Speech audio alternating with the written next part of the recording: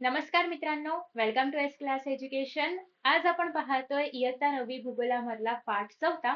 Already आपण first, second आणि third chapter complete केलाय. तर आय होप की तुम्ही ते सगळे व्हिडिओ सिरीज मध्ये पाहताय आणि आपली जी स्पार्क सिरीज आहे तिला फॉलो करताय. कारण यामध्ये आपण इतिहास, भूगोल आणि राज्यशास्त्र तिन्ही विषयांचे व्हिडिओज पाहतो. तर पहिल्या पाठामध्ये आपण पाहिलं होतं की जे वितरणाचे नकाशे आहेत ते एक्झॅक्टली काय आहेत किंवा नकाशांचे प्रकार काय असतात वगैरे वगैरे. त्यानंतर दुसऱ्या पाठामध्ये आपण पाहिलेलं होतं की पृथ्वीच्या अंतर्गत जो काही भाग आहे त्याच्यामध्ये ज्या हालचाली होतात त्यामुळे मग भूकंप किंवा ज्वालामुखी यासारख्या घटना ज्या आहेत किंवा यासारख्या आपत्ती ज्या आहेत त्या कशा येतात, त्याच्या मागची कारणं काय आहेत वगैरे सगळं काही आपण पाहिलं होतं. त्यानंतर तिसऱ्या पाठामध्ये आपण पृथ्वीचा जो काही वरचा थर आहे, वरचा लेअर आहे, त्याच्यावरती ज्या काही हालचाली होतात आणि त्यामुळे कशा पद्धतीने नवीन नवीन भूरूप तयार होतात ते आपण पाहिलं होतं. की फॉर एक्झाम्पल आपण पाहतो की दगडांना भेगा वगैरे पडतात, दगडांचे तुकडे पडतात. तर मग त्याच्यासाठी कोणते कोणते घटक कारणीभूत आहेत, कायिक विदारण आहे, रासायनिक विदारण आहे, जैविक विदारण आहे, त्या सगळ्यावरती आपण डिस्कशन केलेलं आहे. आणि आय होप की तुम्ही हे सगळे पार्ट्स किंवा हे सगळे चॅप्टर्स ऑलरेडी बघितलेले असतील. आणि आता आपण कंटिन्यू करणार आहोत बाह्य प्रक्रिया भाग 2. खरं तर बाह्य प्रक्रिया भाग 2 याच्यामध्ये आता आपण काय बघणार आहोत, तर पृथ्वीचा जो काही वरचा थर आहे त्याच्यामध्ये ज्या काही प्रक्रिया होतात. आता फॉर एक्झाम्पल इमॅजिन करा की वाळवंट आहे, वाळवंटामध्ये वाळू आहे आणि इथून खूप मोठ्या म्हणजे जोराचा असा वारा आला. तर वारा आल्यामुळे काय होईल, की वाळू उडेल आणि इतका जोराचा वारा आहे, इतकं प्रेशर आहे की वाळू उडून उडून ना त्याचा कसा ढिगारा बनतोय. इमॅजिन करा त्याचा ढिगारा बनला. वारा असा येतोय येतोय येतोय आणि एका ठिकाणी सगळी वाळू जी आहे तर त्याची ढिगारा बनलेली आहे. तर हे एक प्रकारचं भूरूप बनलं ना, म्हणजे पृथ्वीच्या जमिनीवरती एक रूप, म्हणजे ह्याचं जमिनीचं नवीन एक रूप तयार झालं, तो वाळूचा ढिगारा तयार झाला. कशामुळे झालं? हे वाऱ्यामुळे झालं. तर सिमिलरली ज्या ठिकाणी आसपास समुद्र आहे, ज्या ठिकाणी खूप प्रचंड पाऊस पडतो किंवा ज्या ठिकाणी आसपास नदी आहे, ज्या ठिकाणी हिमवृष्टी होते, त्या ठिकाणी पण अशी अनेक भूरूप तयार होत असतील. मग हे सगळे जे कारण आहेत ज्यामुळे ही भूरूप तयार होत आहेत, तर याला आपण बोलणार आहोत बाह्य प्रक्रिया. तर आता भाग 2 मध्ये आपण नद्याचं पाणी, समुद्र, वारा या सगळ्या घटकांमुळे, या सगळ्या कारणांमुळे जे काही भूरूप तयार होतात, जी काही बाह्य प्रक्रिया होणार आहे पृथ्वीवरती, तर ते आपल्याला बघायचंय. So let us start. खनन, अपक्षरण म्हणजे अगेन तेच की कशा पद्धतीने दगडाला भेगा वगैरे पडतात, हे सगळं आपण मागच्या पाठामध्ये पाहिलं. अपक्षरण कार्यातून तयार झालेला जो काही गाळ आहे, आता बेसिकली इथे काय लिहिलंय हे आपण जरा नीट बघूयात. तर बघा, असा उतार आहे, डोंगर आहे, याच्यावरून नदी वाहते. आता नदी जेव्हा वाहते तेव्हा नदीमध्ये कचरा असतो, गाळ म्हणजे काय, कचरा असतो किंवा माती वाहून आणते नदी. तर हे सगळं वरून खाली तिने वाहून आणलं. ठीक आहे. खाली आल्यानंतर आता खालची जमीन सपाट आहे. आता इथे उतार कमी असल्यामुळे ती सपाट जाणार आहे, पुढे वाहणार आहे. आता वरून उतार खूप जास्त होता, म्हणजे जे काही सामान आणलं असेल ते सगळं या ठिकाणी काय होईल, साचलं जाईल. आणि इथून ती इतकं पुढे, म्हणजे सगळं एवढं सगळं सामान नदीला आहे असं पुढे घेऊन जाणं शक्य नाही होणार, कारण एवढा आता वेग नाहीये. मग आता पुढे पुढे जाताना काय होतं, सामान इथे थांबतं आणि पाणी म्हणजे थोडंफार जे हलकं सामान आहे किंवा जे हलका गाळ आहे तो फक्त पुढे जातो आणि जे जास्त मेजॉरिटी ऑफ द गाळ आहे तो या ठिकाणी संचयन होतं. तर अशा पद्धतीनेच नदी, हिमनदी यांच्या गाळाचं पण संचयन होतं आणि त्यातून पण अनेक भूरूप जे आहेत ते तयार होतात. तर अशा पद्धतीने वाहते पाणी म्हणजेच नदी, हिमनदी, वारा, सागरी लाटा व भूजल ही जी कारके म्हणजे काय, घटक जे की कारणीभूत आहेत अपक्षरणासाठी, वहन व संचयनाचं कार्य करतात. वहन म्हणजे तो गाळ घेऊन येणं, संचयन म्हणजे एका ठिकाणी गाळ साठून राहणं. या कारकांमुळे भूपृष्ठामध्ये सतत बदल घडून येतात व नवनवीन भूरूपे जी आहेत ती तयार होतात. यातील काही भूरूपांची माहिती आपण या पाठामध्ये घेणार आहोत. आता नदीचं कार्य व नदीमुळे तयार होणारी जी भूरूपे आहेत ती. ओहोळ, ओढा, नाला, नदी यांमध्ये तुम्ही फरक कसा कराल आणि नदी म्हणजे एक्झॅक्टली काय? तर हे सगळं आता आपल्याला या पाठामध्ये बघायचं आहे. तर बघा, नैसर्गिकरित्या एकत्रित तयार झालेल्या पाण्याचा ओघ गुरुत्वाकर्षणाच्या प्रभावामुळे भूपृष्ठावर उताराच्या दिशेने वाहू लागतो आणि स्वतःचा मार्ग आखतो. याला आपण जलप्रवाह असं म्हणतो. नसेल कळलं, डोंट वरी. तर बेसिकली काय होतंय, नैसर्गिकरित्या एखाद्या कुठल्या तरी पर्टिक्युलर ठिकाणी, फॉर एक्झाम्पल असं इथे डोंगर आहे. नैसर्गिकरित्या इथून कुठेतरी सगळीकडून जे आहे तर तिकडून पाणी येतं, इकडून पाणी येते, म्हणजे खालून सपाट जमिनीवरून पाणी आलं असं आपण ऍज्युम करूया. किंवा असे असं एकावर एक असे पर्वत असतात, वरून हिमनदी कोसळत खाली खाली येते. ठीक आहे, ठीक आहे. सो खूप साऱ्या ठिकाणाहून या नदीला पाणी मिळालं आणि नदी ते पाणी काय करते, आता खाली वाहून येते. तर तुम्ही म्हणाल नदीचं पाणी खालीच का आलं वाहत, म्हणजे वर गेलं असतं, इकडे गेलं असतं, तिकडे गेलं असतं, खालीच का आलं? गुरुत्वाकर्षण. तुम्ही जेव्हा बॉल वर फेकता तेव्हा पण तो खालीच येतो. नदीचं पाणी पण तर खालीच आलं का? कारण गुरुत्वाकर्षणामुळे हे जे डोंगरावरून येणारं पाणी आहे तर ते खाली खेचलं गेलं. अदरवाईज ते वर गेलं असतं ना, ते कुठे पण गेलं असतं, पण ते खाली खेचून घेतलं गेलं. आणि तुम्हाला माहिती असेल तर नदी स्वतःचा मार्ग स्वतः बनवते. म्हणजे किती पण दगड असू दे, किती पण खडक असू दे, ते त्यातून स्वतःची वाट काढत जाते. तर बेसिकली हा जो काही जलप्रवाह आहे त्यालाच आपण काय बोलतो, नदी. म्हणजे तुम्ही कधी इमॅजिन पण केलं नसेल की जी साधी सिंपल नदी आपण चित्रामध्ये ड्रॉ वगैरे करतो त्याची डेफिनेशन अशी भयानक अवघड असेल. अवघड असंच काही नाहीये, पण तुम्हाला अशी समजून घेता आली पाहिजे. ठीक आहे. त्यानंतर भूप्रदेशाचा उतार, खडकाचा प्रकार, नदीतून वाहणाऱ्या पाण्याचे प्रमाण व वेग, प्रवाहाची लांबी, नदीमधील गाळाचे प्रमाण इत्यादी घटकांवरती नदीचे हे जे खनन वहन जे आहे तर ते अवलंबून आहे. आता नदीचे खनन कार्य.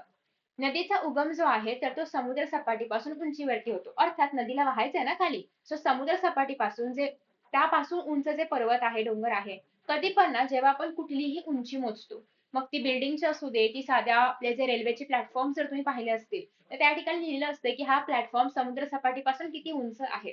तर कधीही जेव्हा आपल्याला कुठल्याही बिल्डिंग किंवा काही पण बांधलेलं असेल, त्याची जेव्हा उंची आपल्याला मोजायची असते कुठल्याही वस्तूची, ती नेहमी समुद्र सपाटीपासून मोजली जाते. कारण समुद्र सपाटीच्या खाली जे आहे ते समुद्राच्या खाली आहे. म्हणजे आपण आपल्याला कन्सिडरच नाही करत. जे आहे ते सगळं वरचं आहे. ठीक आहे. जमीन कुठे आहे? भले समुद्राच्या खाली जमीन असेल, पण मधलं पाणी आहे ना. सो ऑलवेज आपण कुठल्याही गोष्टीची उंची जेव्हा काढायची आहे, तुम्ही पण जेव्हा तुमची उंची सांगाल, इट विल बी ऑलवेज समुद्र सपाटीपासून 5.5 फूट, समुद्र सपाटीपासून 6 फूट जी काय असेल ती. ठीक आहे. सो प्रत्येक वेळी जेव्हा आपण कुठल्याही गोष्टीची उंची काउंट करतो, ती नेहमी समुद्र सपाटीपासून असते. समुद्र सपाटी 0 मीटर. मग त्याच्यापुढे 1 मीटर, 2 मीटर, 3 मीटर जे काही असेल ते. तर नदी खूप वेगाने वाहते आणि त्यामुळे तिची झीज करण्याची शक्ती जास्त असते. तुम्ही जर पाहिलं असेल की ही जी नदी आहे तर ती सेम दगडावरून नेहमी वाहते, तर तो दगड पण चपटा बनतो. आणि म्हणून जे नदी वगैरे असते त्याच्या आसपासचे दगड गुळगुळीत असतात. कारण ते असे तुकडे तुकडे राहूच शकत नाहीत. कारण नदीचं पाणी इतकं प्रवाही असतं की ते अशा रफ सरफेसला एकदम स्मूथ करून टाकतं, कारण सारखं ते पाणी वाहत असतं. त्यामुळे नदीच्या आसपासच्या भागामधले जे दगड आहेत ते छान गुळगुळीत असतात.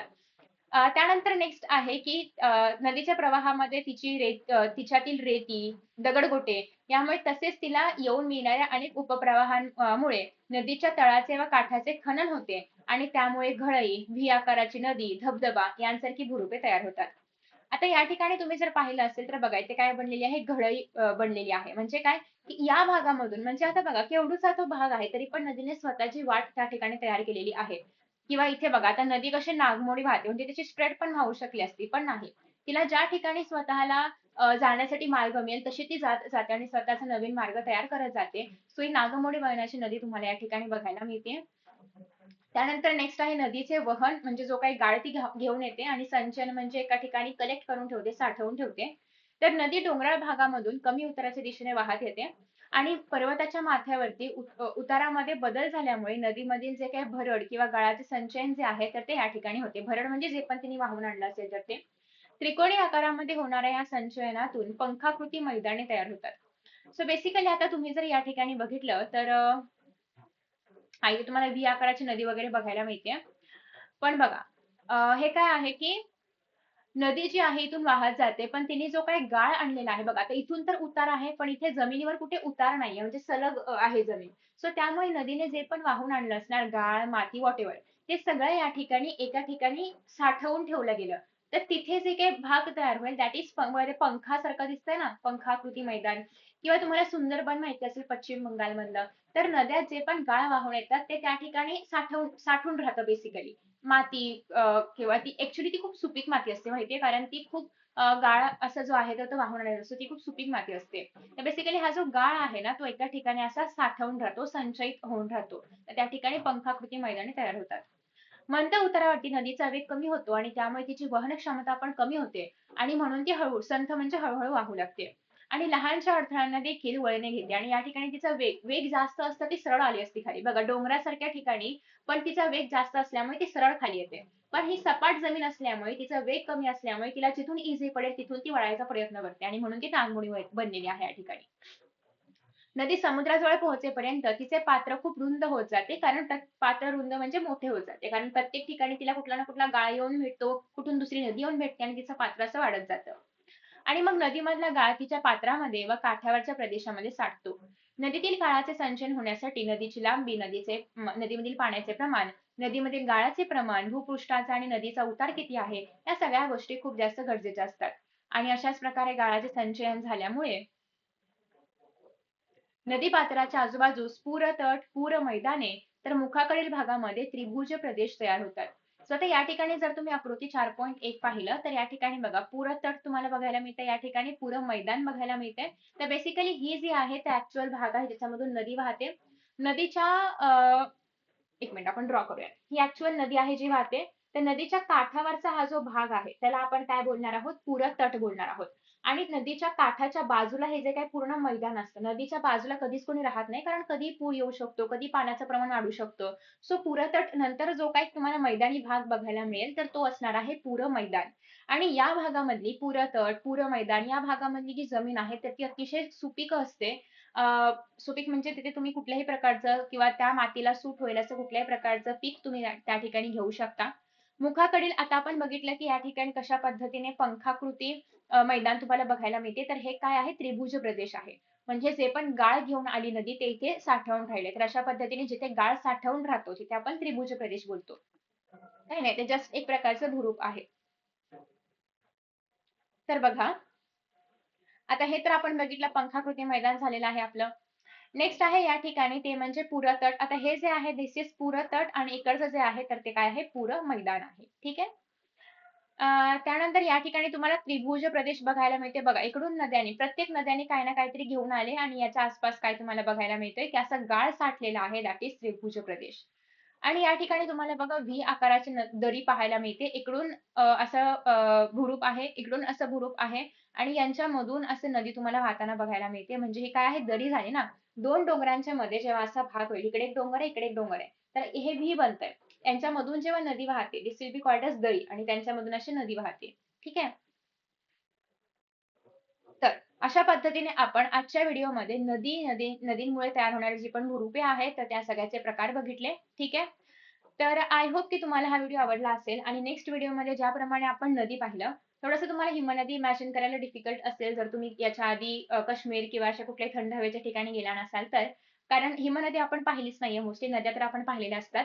सो ते आपण थोडंफार इमॅजिन करायचं ट्राय करूया की नदी आणि हिमनदीमध्ये काय फरक आहे आणि त्यामुळे कुठली भूरूपं तयार होतात. सो आय होप की तुम्हाला व्हिडिओ आवडला असेल. Thank you so much and see in the next session. Bye.